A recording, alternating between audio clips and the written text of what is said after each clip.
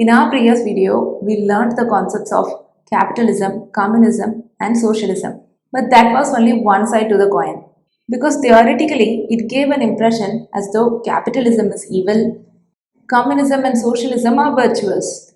So that's why in today's video, we will find out how these political systems perform in the real world.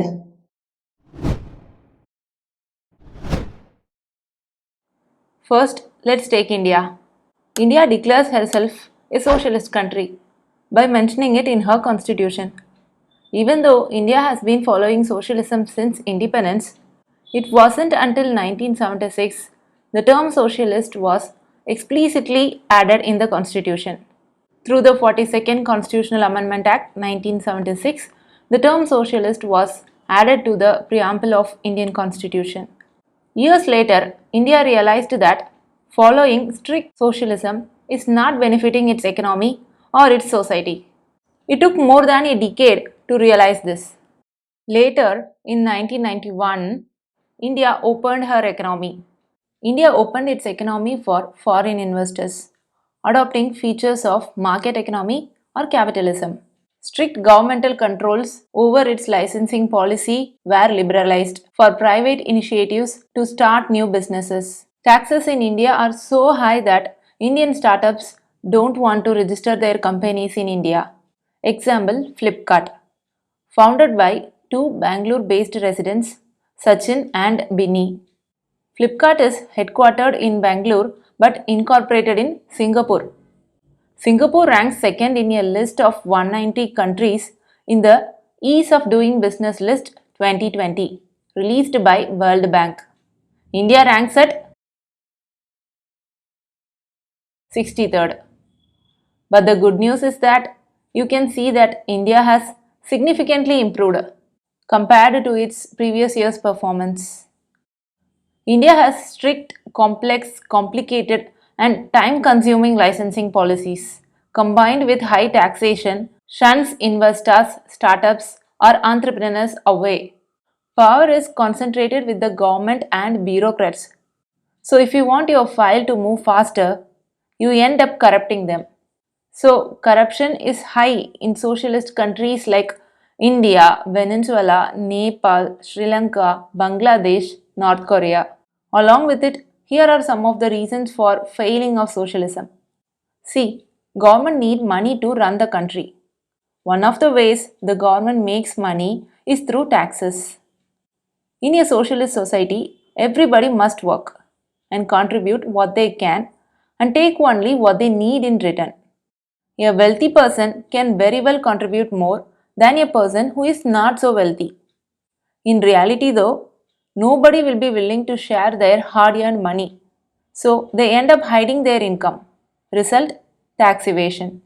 In order to save their money from taxes and from government, they hide it in other countries' banks, like the Swiss bank. The reason why this bank is preferred over other foreign banks is because they maintain high confidentiality. They don't reveal the amount you have deposited with their bank to anyone, not even to your parents. Freebies, subsidies, and incentives take a toll on the country's economy, which often goes unnoticed because the government does it in the name of helping the poor. If everything you ever want, say food, housing, money, gadgets, is given free of cost, will you care to go to work another day? Give a man a fish, he lives a day. Teach him to fish, he lives a lifetime.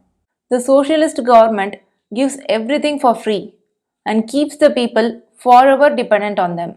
And nobody's social or economic status is going to improve by this practice because a socialist government is so power driven that they want to keep their positions at any cost. If the government spends all its money on freebies, they will run out of money to invest in any productive sectors. If none of the government expenditure is paying anything in return, they will again need more money, then more taxes. Both direct and indirect taxes increases. This leads to inflation. Again, it will be the poor who will be most affected by inflation. Socialism was originally proposed to create equality, but it ended up increasing the gap between the rich and the poor.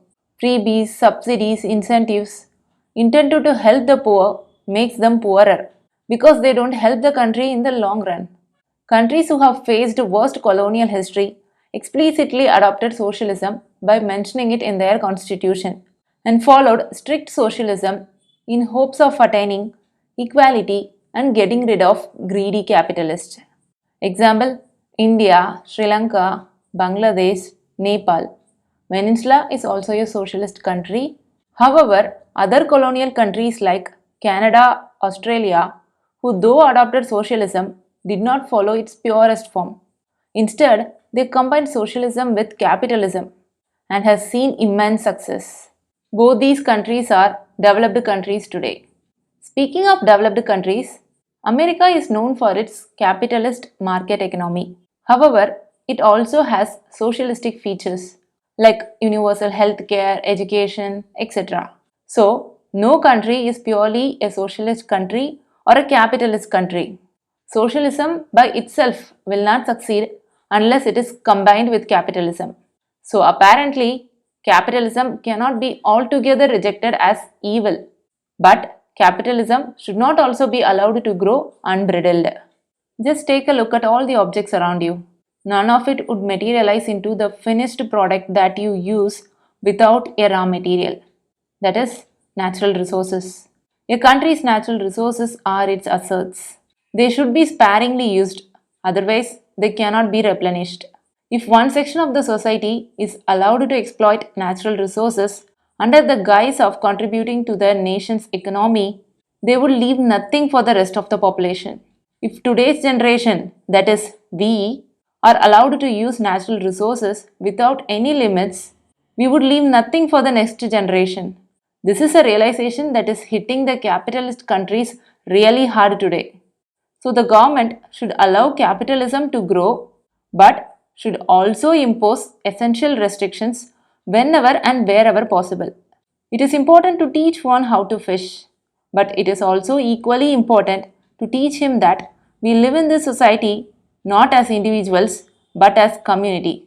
And if we catch all the fish and consume today, nothing will be left for us tomorrow. If we don't do that and keep on focusing on improving our economy, one day we might have another planet to live, but it will not be equivalent to our motherland, Earth. Communism. The first country that would pop up in your head when we speak of communism would be China. China, widely referred as communist country, is actually a socialist country with authoritarian government following capitalism. Unlike India, China was quick to adopt capitalism while maintaining its dictatorial political system. By the time India was explicitly adopting socialism, China moved towards capitalism. No so called communist country falls within the definition of communism as proposed by Karl Marx. Countries who call themselves communist are in reality socialist countries. Take USSR for instance, Union of Soviet Socialist Republic of Russia, called itself a communist country while declaring itself a socialist in its name. Nonetheless, it broke into 15 independent sovereign countries.